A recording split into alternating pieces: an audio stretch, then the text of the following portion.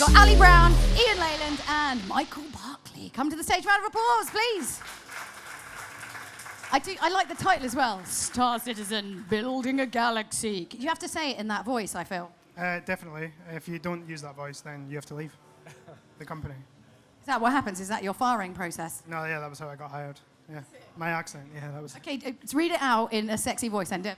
Well, my voice is inherently sexy because I'm from Scotland. So, yeah. That told me. Star Citizen, building a galaxy. That sounds like a question, though. Building a galaxy. Can you top that? Star Citizen, building a galaxy. I don't think I can actually get any better than that. Star Citizen, building a galaxy. Okay, winner. Round of applause. Okay, you win. You get to keep your job. You other two are fired right now, so you can go. Okay, so I'll let you guys get on with it, and then just give me a shout when you'd like to throw questions out. So kind of just, make sure you've got some questions in mind, because it's a very good time to talk to them, because you guys are only here today, right? Yes. So, if you don't ask now, you will never know. All right, thanks, guys. Thanks. Cheers. All right, I'm going to give this mic to you. I think I get to use this really cool. Oh, that's a lot louder. Hi. Hey. Do we have any backers? Anybody back the game? Cool. Brilliant. That's an awesome T-shirt. I've got the same one. It's great. Yeah. Cool. I should have worn it. Yeah. So we're here today from Cloud Imperium Games. Cloud Imperium's broken up into loads and loads of different companies, and we're actually from Foundry 42, which is really just to confuse everybody a lot more. So we're here to talk about Squadron 42 today. And just a quick introduction, I'm Michael Barkley, I'm the lead level designer. You've got your microphone, you can do it. Yeah. I'm Ali Brown, Director of Graphics Engineering. This is Clumsy. And I'm Ian Leyland, I'm the Environment Art Director. Yeah, you got promoted. Yeah, well done. Congratulations. Yeah. Just came in on time. Cool, yeah. So, to be honest, we have no idea what we're doing. No, we had no idea what we were going to come down today and talk about, if it was going to be developer focused, if you wanted to know more about the way we're building the game, or if it was going to be, hey, we really don't know what Squadron 42 is, so tell us a little bit about that. So rather than make one strong decision, we've just thrown everything in, and we're going to try and get through all of it, because I know some people are dying to ask us some questions, which is the more exciting part. So we're going to take you through a little bit of the project, and then we'll do a Q&A at the end. So, for those that don't know, Squadron 42 is a narrative-focused story mode for Star Citizen. People call it a module of Star Citizen, because Star Citizen is the biggest crowd-funded project in history. It's sort of an online, persistent universe where everybody can take their ship and fly around and meet their friends and tackle pirates and all kinds of stuff. Squadron 42 is narrative-focused. It's like a single-player, narrative-focused game. It's set in the universe of Star Citizen, which is a sort of our fiction that we've established. What you play as is a military pilot for the UEE, which is the United Empire of Earth, and you will be stationed in the Odin system, which is part of our one of our galaxies. And you're going on sort of military jobs. You're going to be stationed in a capital ship, which is always flying around the Odin system, and you can go back after missions, get briefed, report in, upgrade your ship. And that is really, we're not going to go into too much of the plot today, but just to give you guys a high-level overview, that's kind of what you're going to be doing in Squadron.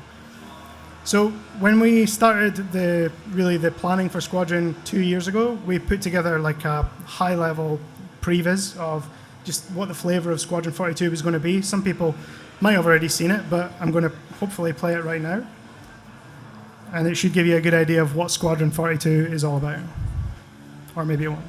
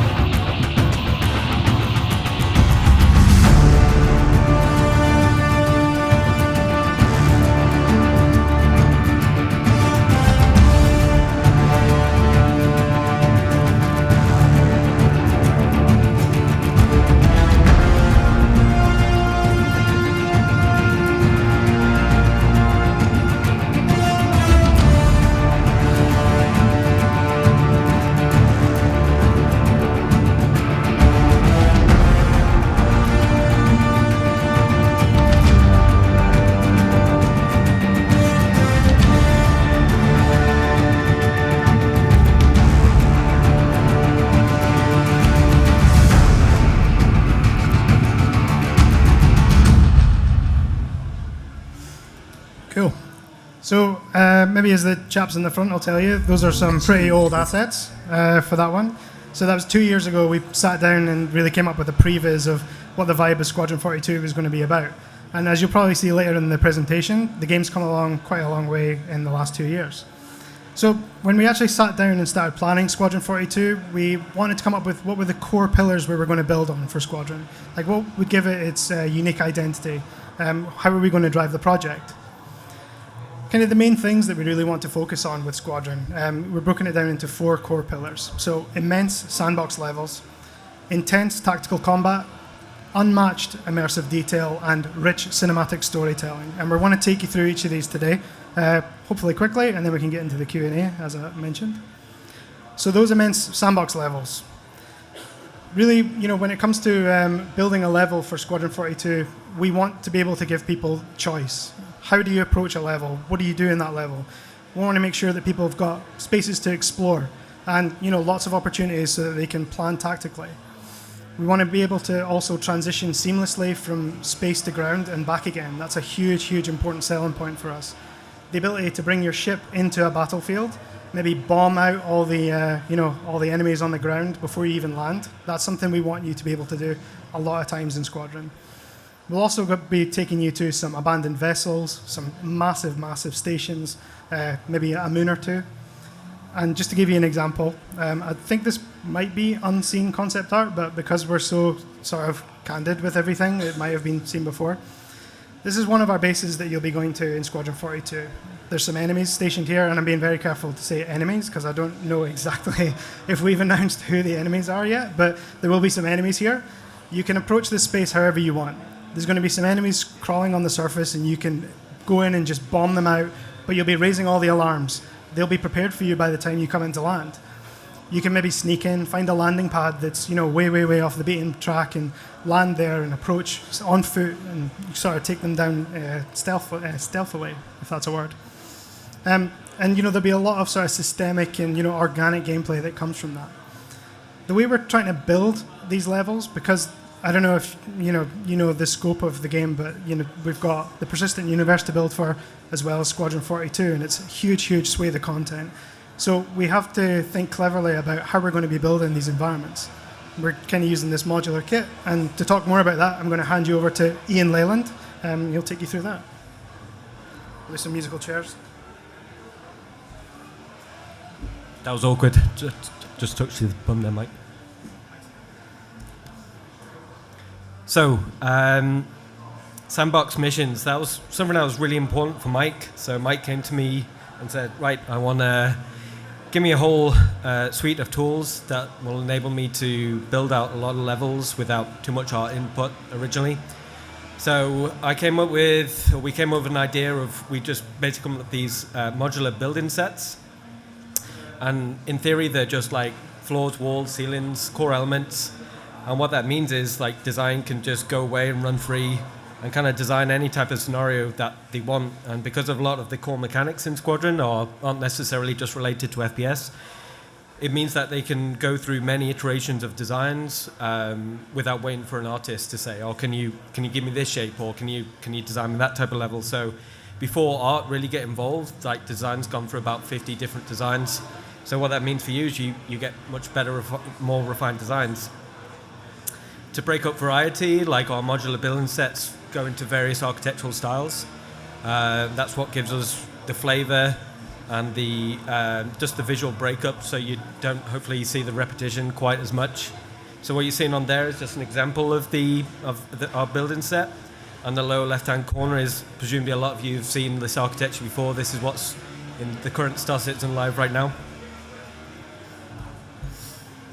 So on top of that, rather than just creating these fully arted up building sets, we came up with a template building set for design.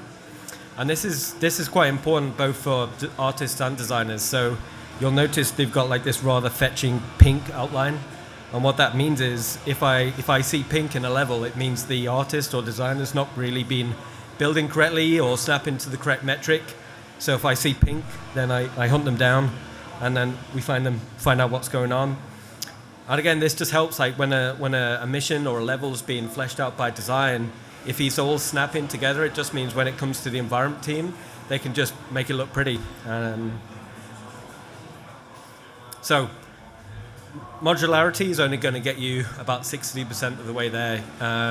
We're making a very intense art-heavy game, so we wanted to add a little bit of visual richness on there as well. So we kind of came up with a 60-40 split.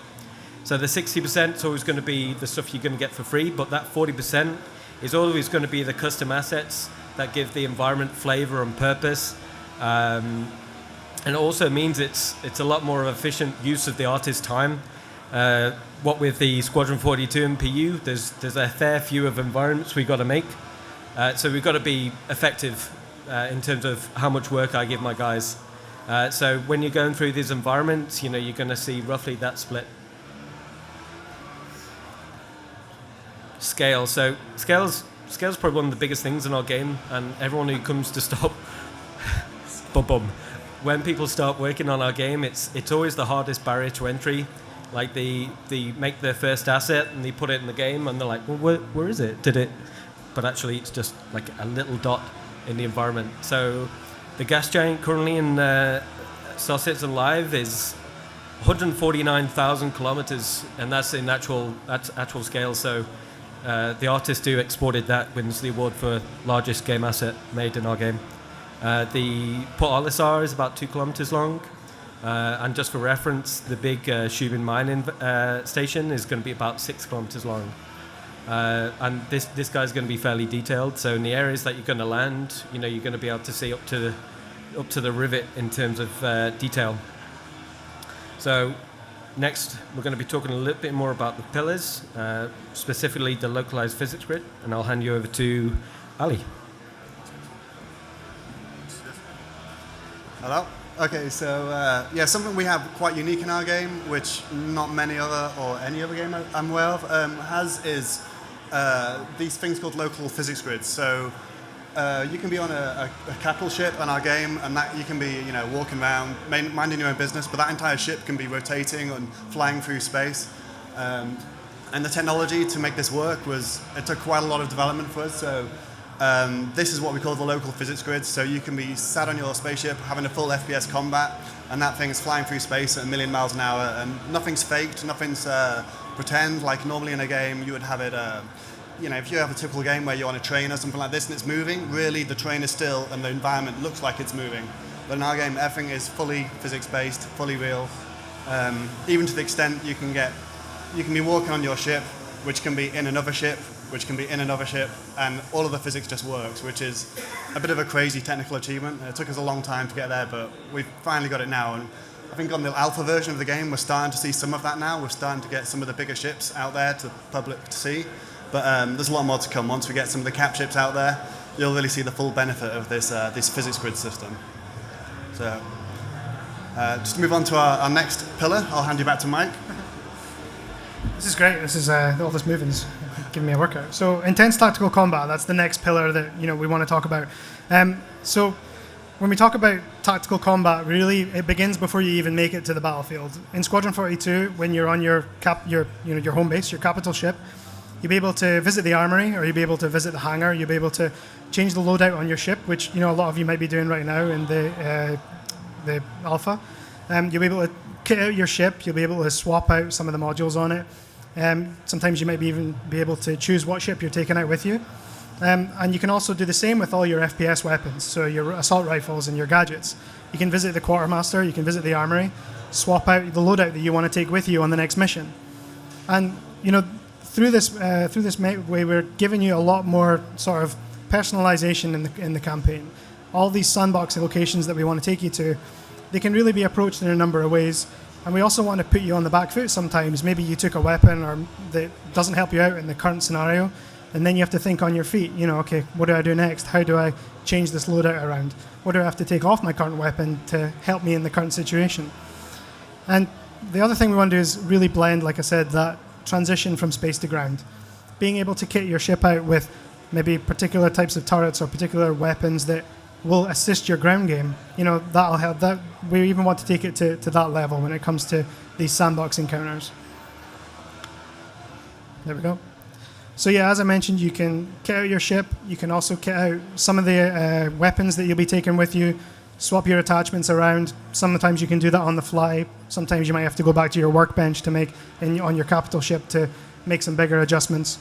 And really, through this method, we want you to take on. We basically want to give you the option of choosing what tactics you want to take with you. You'll have some high-tech sci-fi gadgetry on the field as well that you'll just have with you all the time, like visors, scanners, the ability to actually scope out some enemies before even engaging them, so you can see what you're up against and what your enemy are packing as well. This level of detail is, really important to us, and that helpfully takes us on to our next pillar, which is the unmatched immersive detail that we want to deliver, and that's our third pillar, and that requires Ali again. So some more jiggery pop. Okay. So anyone that's played the alpha will have seen some of the detail that goes into our game. Squadron is going to take that a lot further, but just to give you an example of some of the things.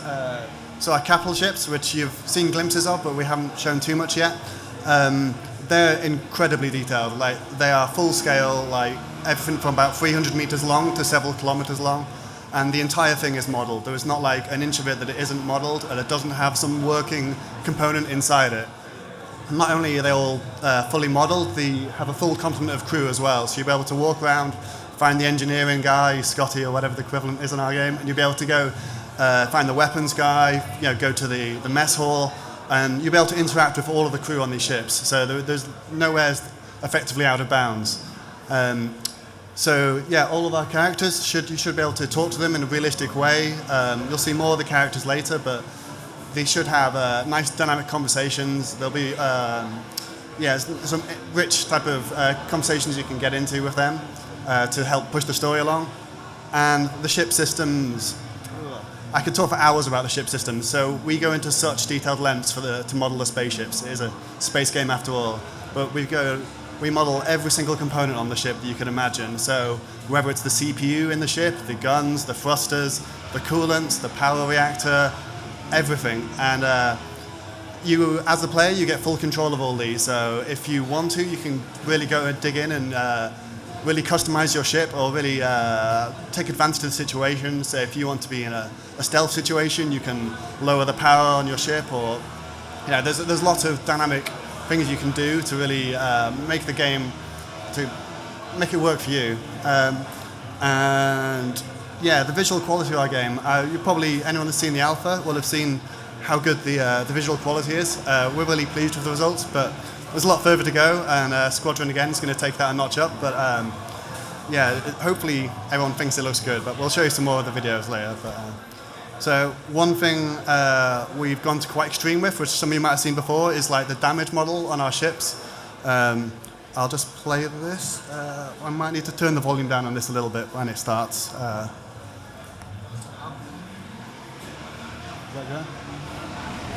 So, because we really want you to invest in your spaceship, we've modeled the damage to extreme levels. So every single part of your ship can be damaged uniquely. Every single weapon leaves a unique imprint on the ship. And all of this damage is permanent. There's nothing that disappears after a few seconds like you might traditionally expect in a game.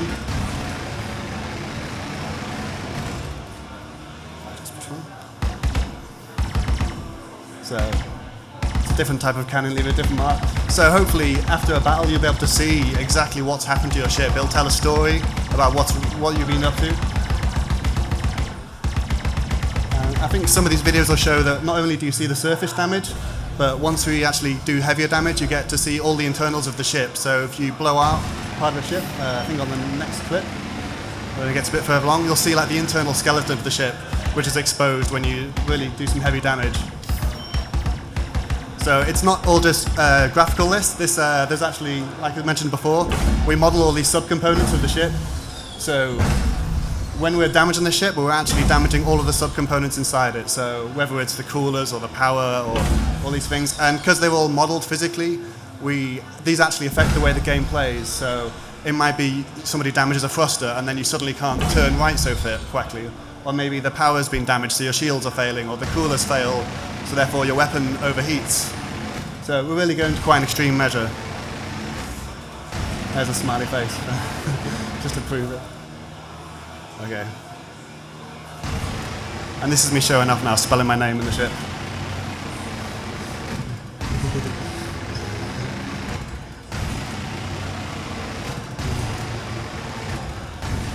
Obviously, I've made this ship invulnerable here, so it doesn't blow up. They won't take that much of a beating. And you can see some of the internal skeleton there of the ship. So yeah, it's something we're really happy with, but all across the game, we're going to this extreme level of detail. Just the damage is just one of the parts we're doing this on, but it's across the board. We're going really deep on every part of this game. So to take you back onto the next and final pillar, we'll be hand you over to Mike again. Yeah, so the final pillar we want to talk about today, rich cinematic storytelling. So last year we announced the cast that was going to be in Squadron 42. There's just a few of them there: Gary Oldman, Mark Hamill, Mark Strong, and Gillian Anderson. So we really want to be able to deliver a story in Squadron 42 that is memorable, and to be honest, it's a character-driven story. Yes, it's like a big space opera, but the main heart of the game is, in its characters. And because of the persistent universe and the rest of, Star Citizen, this is really our most important pillar for Squadron 42. This is what is truly unique about Squadron, is the story that, we're going to take you through. The actors themselves, we really wanted to be able to let them act and become these characters in such a way that they wouldn't have to worry about any loss of fidelity, or we want to be able to display their entire range of emotion that they were displaying on the set when they were doing their, doing all their performances. So we're using some really, really advanced performance capture techniques. We were at Imaginarium Studios in London doing a lot of this capture. And also the tech that we're using to not only show off these performances, but show off all the emotions in their faces, and the way that we're rendering the characters is something that we're really, really trying to make special. So Ali's just going to talk to you a little bit about. Is he? Yes, about some of the scanning processes, and then we're going to show you one of our characters in game after that. Cool. So, I won't bore you with this for too long, but the scanning process was quite interesting with these actors. So we took them all down to Imaginarium Studios in London, or here in London. And we took hundreds of photos of all of the actors from every single angle, doing every single facial expression you could imagine to try and capture every emotion that they were giving us or about to give us on the stage, on the performance capture. And we take all them photos and we crunch them all through some specialist software we have. And that gives us this lovely 3D mesh you see down here in the bottom left for Gary Oldman. And then we have to put a load of art time into that as well, to a bunch of talented artists to really bring out the fine details of the character. The tech only gets us so far. And then, we apply all these physically based shaders, we call them, which simulates all the skin pores and the way that the skin and light interact together to make sure they look as lifelike as possible. And the top right, you see Mark Hamill looking pretty cool, we think, fairly lifelike. And I've got a quick video, which some of you might have seen before, but to show Mark Hamill in action. There we go.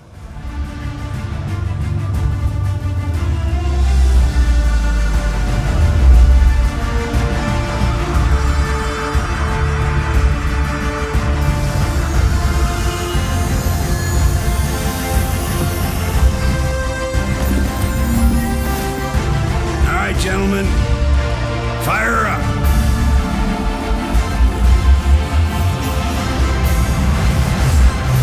Try to keep up. Just a quick sneak peek for now. And I'll hand you over to Ian to talk some more about the storytelling. So do you guys notice the difference between the first video and that video? So that's the same ship, so he's come on a fair amount in terms of graphics and quality.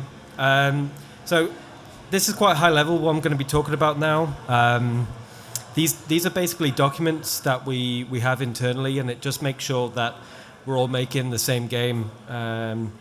We've got a fairly big environment team, ship team, weapons team, character team, VFX team, animation team, and it's quite important that we all make the same game and it all sits together beautifully in the same frame.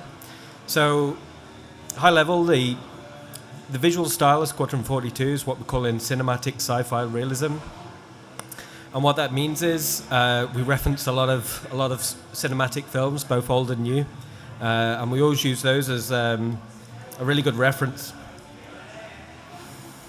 Now, with regards to color, what we use is we use the color to direct the player and nudge them into the right spots.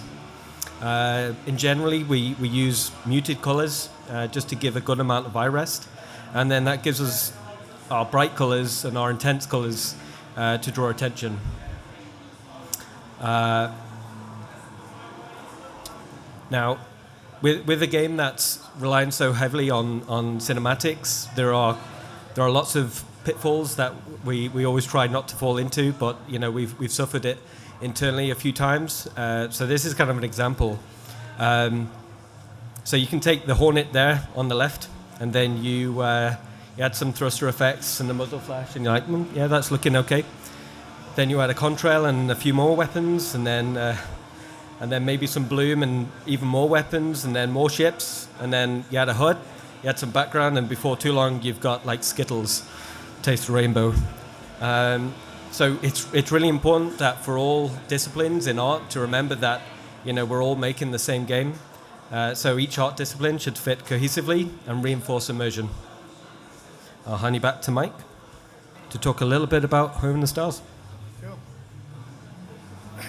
Yeah, so I mentioned the cast briefly earlier. Our final, most important cast member really is the capital ship that you'll be calling your home for Squadron 42. The Idris, the Stanton, a lot of fans have been waiting a long time for it, but it's deep in development, and I'm actually going to just quickly jump past this slide and play this video. This was a sneak peek of the Idris that we showed late last year. The capital ship flying over one of our space stations. So this will be your home for Squadron 42. This is where your crew will be. This is where the cast members will hang out most of the time. This is where you'll go to upgrade your ship, to upgrade your weapons, to talk to people after missions, to chat with Mark Hamill, ask him where he's been. And really this is the final most important character for our game. Getting this capital ship tech, as Ali has mentioned, up and running has been super, super important for us. And you're starting to see the early fruits of our labor with the Retaliator and the Constellation, which are multi-crew ships that are flying around in the persistent universe right now. Can, as we said, fly them upside down, nobody falls off and hits the ceiling. The local physics grid is super important for us. I think the next slide is actually Ali again. But yeah, so the capital ship tech we're going to be talking a lot about very, very shortly this year. We're going to be announcing some stuff for capital ships and hopefully showing off a little bit more of our capital ship tech. But that capital ship is really one of our most important characters for the game. Ali's got one more slide and then I think we're cool. Do you want to just jump to the... Yeah? Okay, cool. So just to set up, again, we have a huge investment in not only all our ship tech, but getting you from space to ground. And, we want to make that a seamless transition, and, it's going to be very important for Squadron 42. So this is something that we teased last year, and I'm just going to let it play, and you can see, where the game is up to now, all in engine footage.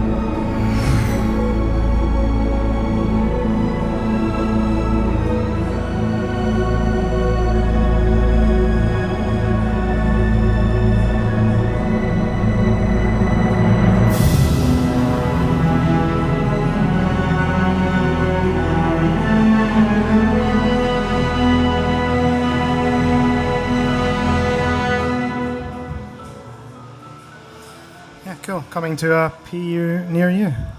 So yeah, that wraps up the presentation, and we can finally roll into some QA. So I don't know. Who has questions? You must all have questions. Or did you actually answer every question that they can think of? Yes. Yeah. I'll You did? commit. Yeah. Do it. Commit. You sure? There's nothing else you want explaining? You want to know while they're here? They're only here today. So if you don't ask it today, you will never know. I've got a question about there's a lot of sleuting and stuff, for example. Is there going to be a rank structure inside Squadron 42? Yep. Are you going to be able to progress up that? Yeah, so one of our goals for the AI in the game is to make everything as believable as possible. And the AI team are going to extreme lengths to make sure the AI not only have like all the fidelity that we spoke about, but their behaviors and everything they interact with and is believable. And that includes it could be that maybe you've pissed someone off and they react to you in a specific way. Obviously, if it's a rank system, that's very formal, so they will be saluting their superiors and flipping off their subordinates, but I don't think they'll be flipping them off. But so yeah, we're making sure we're building in that believable hierarchy and all those behaviors as well. Definitely. I'll do the ones that are nearer, if that's okay. I have spotted you over there. With the cinematics, obviously, it's most games render them in 16 by 9 with black bars in like a cinematic resolution. Most games do it like that. Are you going to have it so they render in 21 by 9 for us super wide users so we can see it full screen, opposed with black bars? I'm going to look at Ali, who might know, but all our cines are in game, right? Yeah, so everything is in game. So it will size up to like 21 by 9, and we won't have any like kind of weird. Yeah, I believe so. If nearly everything we're going to be showing is pretty much all in game or vast majority. So yeah, so everything that's in the engine will always just scale to whatever resolution you've got. So yeah, it should be fun. So just to add to that, remember what I was talking about before about the game having this cinematic sci-fi feel? If we kind of break you out to like a 16 by 9, they'd be like, oh, now I'm watching a cinematic part of the game. Whereas actually what we want you to do is to be permanently in that mode. Like anything that we do to break you away from that, then we're kind of not doing our job. There's a question over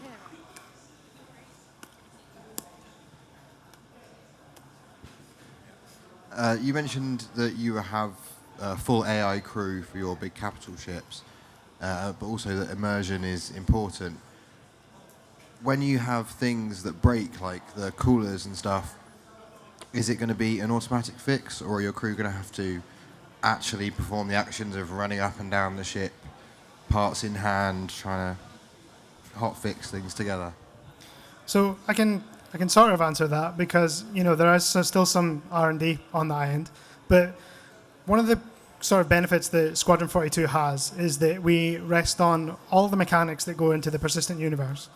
And Chris has already spoken previously, which is the only reason I know I can actually answer this question, about the way the AI are going to work for the persistent universe is, yes, they will be running around reacting to stuff that's happening in the world, and their behaviors will change dynamically.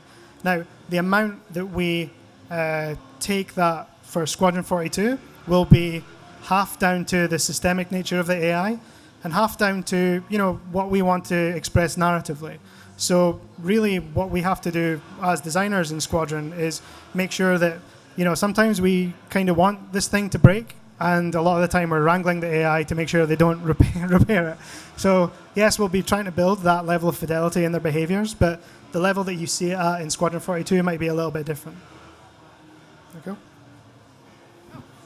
I'm just wondering for the campaign,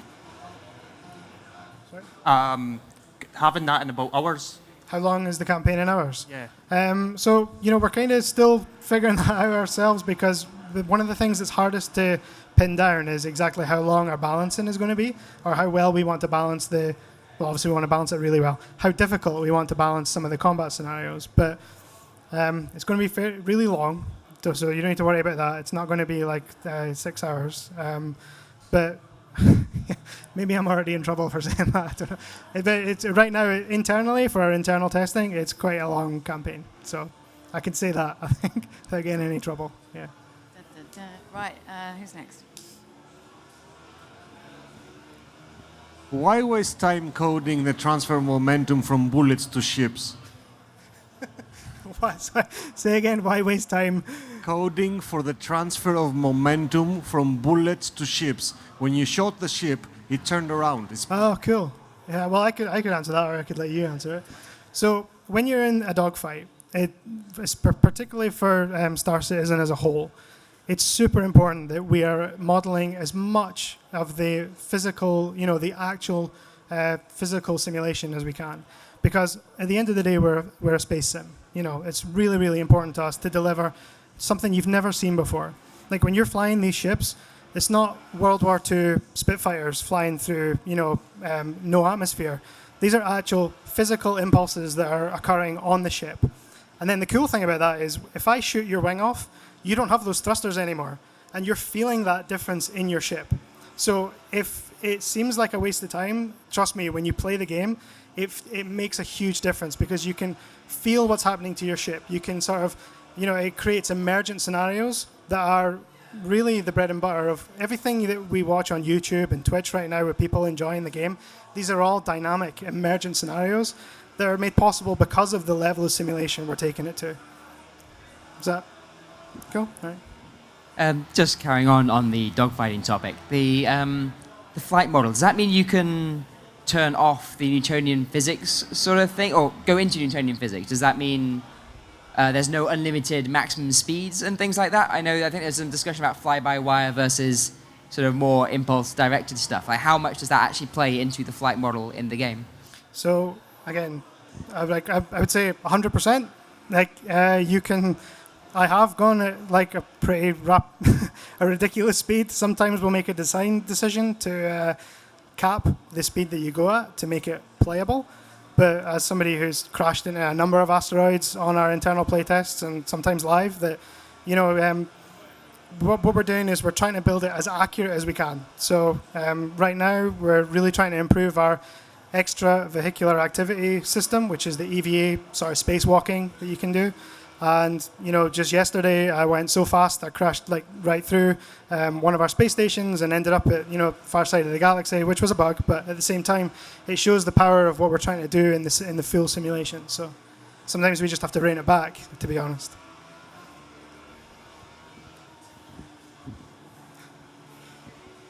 Hi. If I die in the game and my ship blows up, what's the game mechanic around getting another ship? Do I just restart the mission and get another one, or do I have to buy another one, or do I get punished anyway, like losing weapons or money, or how does that work? So for the single-player campaign, right now, what we're thinking is we're going to just run on a save, a traditional save load.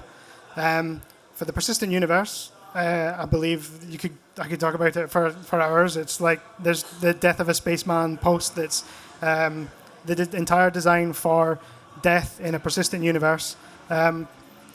Your ship, because it's got a massively multiplayer sort of vibe to it, the ships have insurance. So if you've got insurance on your ship, then you can get your ship back. If you don't, then yeah, it's gone. That's it. You're done. Your ship's done.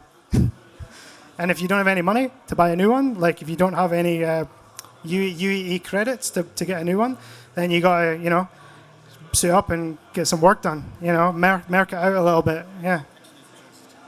And the intention is that insurance is cheap. I'm being told. Yeah.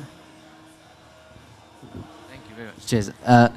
Looking at the damage model that you demonstrated earlier, if there was like a massive capital ship, does that mean that you could like have a very high caliber railgun and like just puncture the armor at a certain point and assassinate the dude who's repairing the chicken soup machine on level 3 or something like that, and then just escape? Like just one like pinpoint bit of damage through the ship and kill a person on the larger ships when that eventually happens? So we have the capability to balance bullet penetration in the game. So all materials in the game have a level of resistance to projectiles.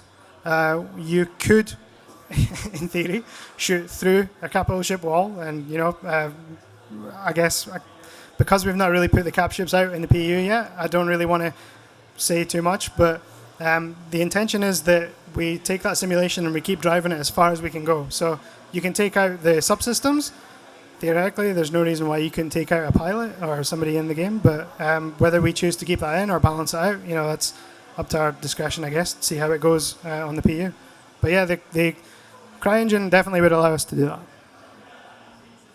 Okay, we got a question back here. How many people are on the capital ship, and what's the maximum number of AI you've had working without any performance problems? So internally, the AI. See, the AI technically isn't really. It doesn't have a massive overhead. What has an overhead is the way that they're being rendered. So we can continue to optimize, and we don't really have a set number yet of AI. The capital ship crew fluctuates between 50 and 70 crew on the ship I showed you, but because it's a cast of characters that we're going to take with you throughout the campaign, the really important thing for us is to not compromise the sort of the personal relationship you have with people. Like if there's too many cast and crew for you to go around and check up on, then maybe we're sacrificing a little bit of the intimacy between you and other characters on that ship. So it's not like we've got a hard set number yet, but I think it's around about 50 at the moment on that capital ship. I think we've got time for one more question. What's your question? Do the events in Squadron 42 influence what happens in Citzen Universe and vice versa? Yeah, they will for you. If you own... Okay, so we recently separated the packages out, so you can get Squadron 42 and Star Citizen separately. If you have a Star Citizen account, then you will be carrying your character from Squadron 42 directly into the persistent universe. The way that affects you would be a massive spoiler right now, but I can tell you that there will be definitely consequences. There'll be consequences, yeah, for some of the stuff you've done in Squadron 42. Which makes you sound like a war criminal. That's not the case. I'll carry in. There'll be some stuff, yeah. Well, I'm sorry we didn't get a chance to go through all the questions, but thank you so much for coming on to our NVIDIA 4K stage. I hope that's got you really excited. Got a bit of enthusiasm, yes. And thank you so much, guys. You're not here tomorrow, are you? So go be free and live your life. Yeah. We'll be back here again tomorrow with more on the stage, so join us then. And thanks so much for being with us. Have a good day.